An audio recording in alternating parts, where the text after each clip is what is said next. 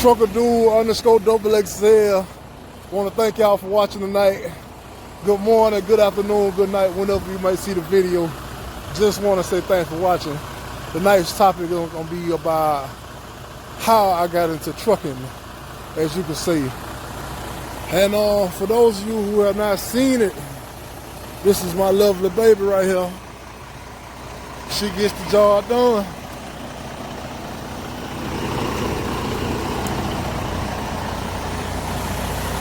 Got all my rock lights on tonight. Instagram name shining. Bam! Alright, excuse me. Oh, this video is kind of dark. I'm in my truck. I'm on my 30-minute break right now. So I'm gonna try to make this video as quick and short as possible. Okay. So growing up, my immediate family will always tell you that I had a passion for semis and trains, of course. I have not given up on the dream of the train, but I've just kind of put it off for right now because I'm into trucking. So, in the beginning, I was working at a call center.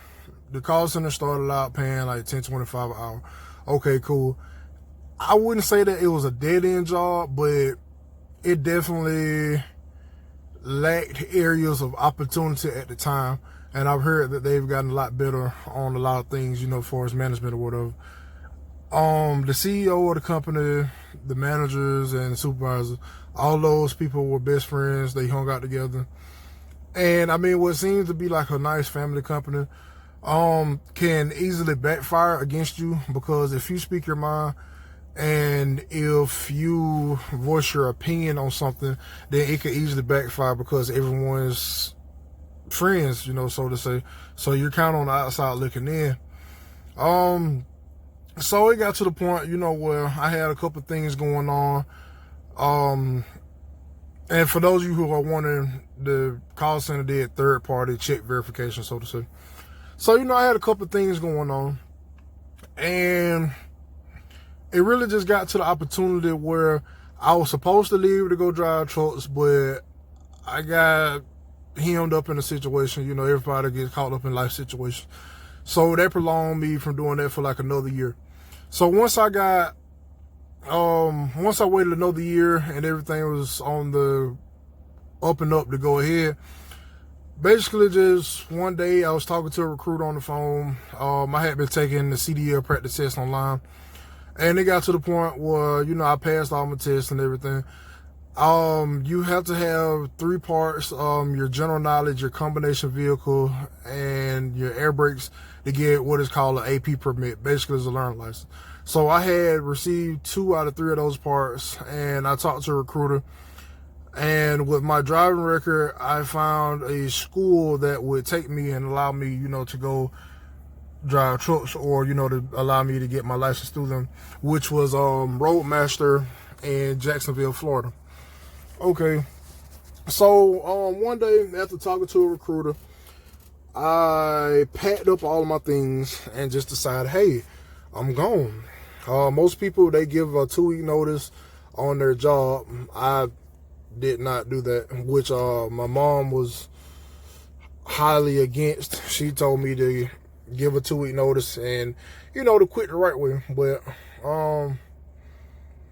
at that job, at that call center, I had paid attention to the patterns of people leaving, you know, whether they were leaving to do worse things or leaving to do better things in life, that if you turned in a 2-week notice, they were just going to go ahead and walk you out the door anyway. So what I did was, it was like a Sunday because the school started that Monday. What I did was I just typed up a letter saying, hey, effective immediately, I resigned my position, and made it sound all nice, like, you know, I was just so entitled to a job and stuff like that. So it's just on a Sunday. I typed the letter up. I was expecting one supervisor to be there, which was a lady. When I got there, it was my male supervisor, which is actually my supervisor, which I had no interest in talking to. I mean, he was a good person, but it's just his personality. Like, I just knew it. So when I gave him the letter, he called my extension and asked me what was going on. I told him, hey, that was it. You know, I'm done. I'm through. I came to clean off my cubicle, my little cubicle. Oh, my sweet, sweet cubicle. And, you know, he started asking questions, you know, about where I was going. He tried to search it online. I mean, I guess maybe he cared. Maybe, I don't know, that, or maybe he was just being like super nosy.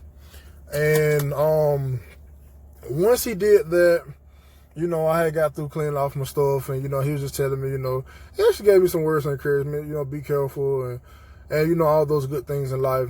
So after that, I had all my stuff in my trunk. I had my clothes in the back seat. I had food in the passenger seat. During this time, I thrived off of chicken salad. I made chicken salad off of rotisserie chickens. Yes, I did.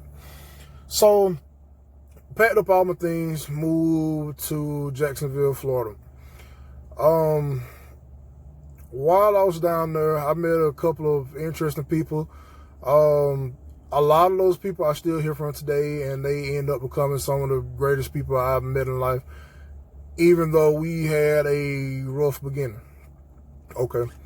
So while I was in Jacksonville, the school Roadmaster, I can't say how it is now, but back then Roadmaster was just a way to get money from people, because I mean, like, their whole method of getting your license and everything absolutely made no sense. Like, absolutely. So if you were from Florida, you was okay. Florida's DMV is a lot more lenient than Georgia's DMV is, for whatever reason. I mean, of course, they're different states, but for whatever reason, Florida, you could take a driving license test like twice a day for infinite amount of times, I think. Georgia, you want to get like 2 or 3 chances at the most, and then you have to wait like a grace period to try again. So with me being from Georgia, we had to, as Georgia students, we had to go back to Georgia's DMV for anything like far as testing wise.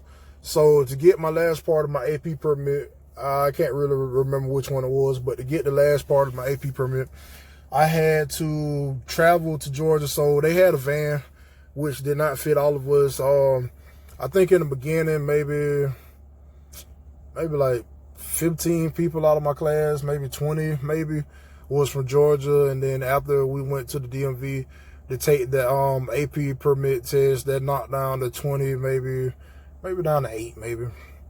So I did that.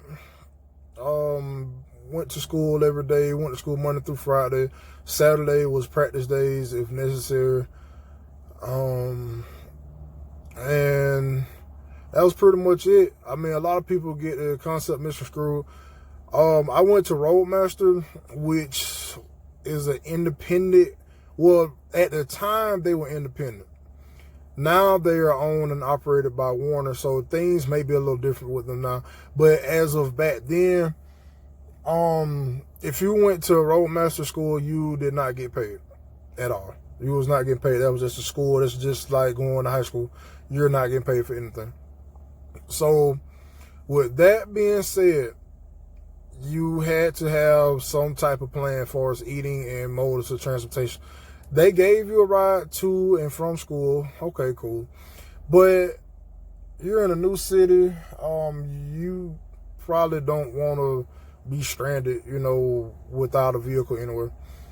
So, like I said, the school was for 16 days, which sounds like a fast time, but it's really not.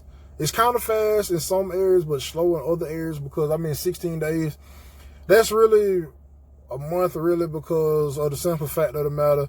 We only going to school Monday through Friday, so that's already literally 3 weeks, you know, including weekends. And then the last day, the 16th day, that's for testing. Well, they only had like a certain amount of instructors, so everyone couldn't take a test, you know, on the same day. So they had to do Georgia, Florida, Georgia, Florida, Georgia, Florida, Georgia, Florida. So if you was in Florida and passed the test, that was just your CDL. You got your CDL. So if you was in Georgia, remember when I said if you're in Georgia, you have to go back to Georgia. So once you take the test at the school and pass the test, then you go back to Georgia. They'll take you to Georgia, and then you will have the test out in the semi. Okay, I probably don't know if you guys should know this, but I don't really care at this point because I mean it's been so long. But what I did was in the beginning I failed the test one time. The instructor, me and the instructor, we didn't see eye to eye on a lot of things, and he failed me just because. I mean, in trucking standard, the reason why he failed me was ludicrous. So after that, I passed the test again. This time, I took the test with the actual manager or the actual person that ran the school and everything. And when I took the test the second time, I passed the test with flying colors. Me and him, we were just in the truck, talking, laughing, having a good time. He was asking me my plans for trucking.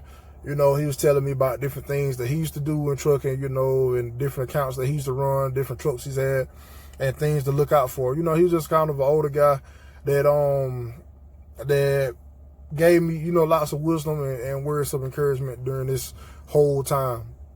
So, what I did was, since I had been staying in Jacksonville for 2, maybe 3 months by that point in time, I went ahead and just changed my license to Florida. So I would not have to go back and take the test all over again in Georgia.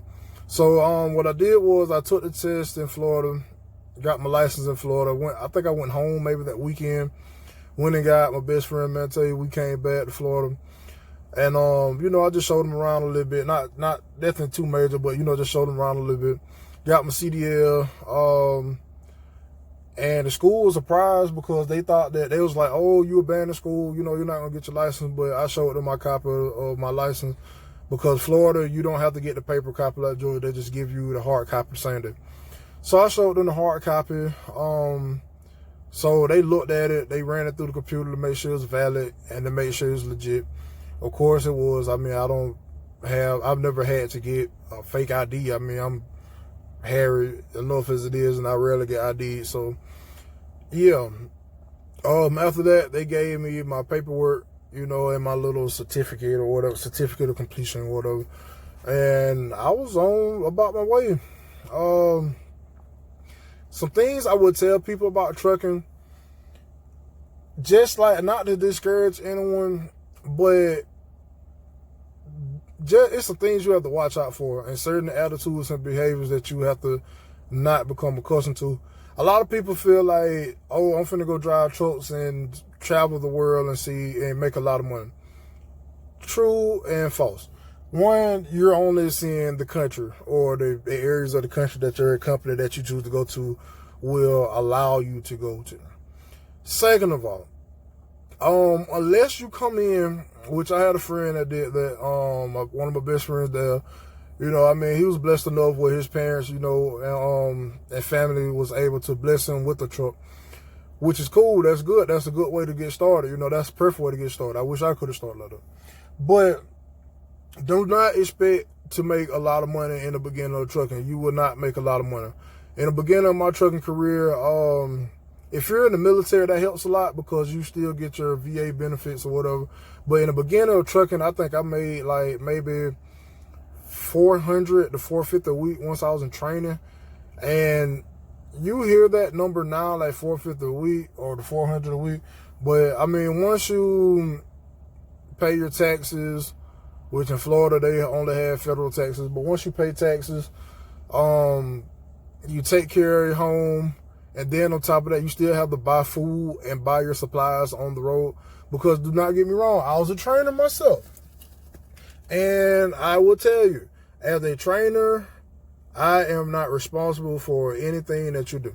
The only thing I'm responsible for was giving you a shower. But, I'm no longer a trainer now anyway. But, it's just one of the things to be mindful for. You have to make sure that you have a good support system as well to do that. And on top of that, let's see, what else was I going to say? The money. Oh, whatever problems you have at home, make sure that you square those problems away before you hit the road.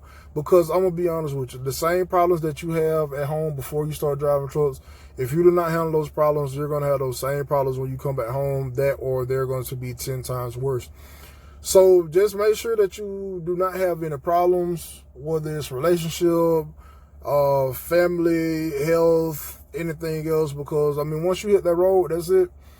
And that's just going to be pretty much the end of the story. I mean, as a trainer, I mean, we sympathize with a lot of people sometimes, but it's not really anything that we can control, because, I mean, like I said, once you hit the road, that's pretty much it for you. But, I mean, on the up and up, I enjoy trucking. I mean, I'm doing my first lease. I'm almost halfway through with that. I've had a lot of great experiences, a lot of bad experiences, a lot of teaching experiences, but that's to come along with life and with anything that you do in life. Like they always say, scared money don't make no money. Do not be scared to take the risk. I'll make another video about my first lease, you know, things to look out for, things to you know, I mean, every situation is going to be different, but things that, you know, can possibly happen, and just different ways, you know, to handle that type of situation, you know, because, I mean, I want everyone to have a good time, and I want everyone to succeed in life, and, you know, just to have a good time with trucking. I mean, the industry is constantly changing. I have not been in the industry as long as some people have, but I could definitely say that the industry has changed a lot just in the small amount of time that I have been, you know, here. So that's just something else that, you know, you have to look into. And like always, thanks for watching. Make sure you hit the like and subscribe button, turn the notification button on. If you have any questions, concerns, or you have a topic that you would like for me to touch on, then hey, just make sure you comment on my social media, truckerdude_XXL. A lot of you guys are my friends on Facebook, so you know you're gonna see this video like 100 million times. So hey, you know, just, you know, help me help you. I mean, if you have a question about trucking or just about anything else that you see me doing, because me and my friends, we have a lot of activities going on, then, you know, just like I said, hey, don't be afraid to ask. You know, you won't know until you ask. And I mean, closed my eyes don't get fed. So, hey, ask away. And like I said, thanks for watching. You guys have a good night.